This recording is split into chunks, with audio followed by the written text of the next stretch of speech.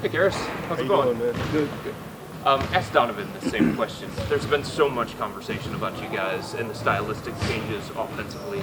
Like, what do you hope you guys can become on the offensive end this year? I think we all just want to become, just hard to guard on that end of the floor. I feel like we have a lot of weapons and a lot of guys who can create and shoot. So we just kind of want to be hard to guard. Yeah. How does that help when you have a little bit more space to work with, like with all the new guys coming in? Yeah, I think a lot of it also, like obviously the new guys have come in, but I think with JA out, there's only been one big, and we're just spaced differently on the floor. Sure. So I think another challenge will be when JA comes back, and implementing him and Evan at the same time into the system will be another challenge that we'll have to adapt to as well. When you have to be able to adapt to both of those things, what do you feel like is the best way to incorporate that? Like to be able to not only just be part of one system, I guess. I think just doing it, I think experience or the comfortability comes from just experience. So we just have to do it together. Obviously, Jay went out a week and a half, 2 weeks ago. So, him coming back pretty soon will be huge for us so we can have our full team back.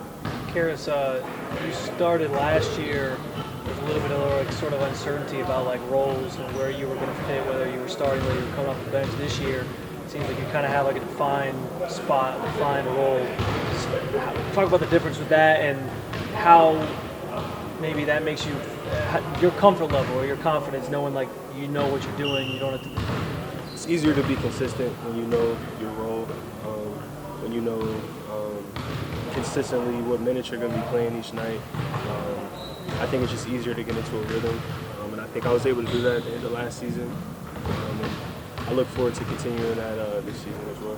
When you look at DG and Donovan and having the 1 year in the bank here, what do you feel like they can build off of this season, just with that experience and with what they've went through and you guys have gone through as a team?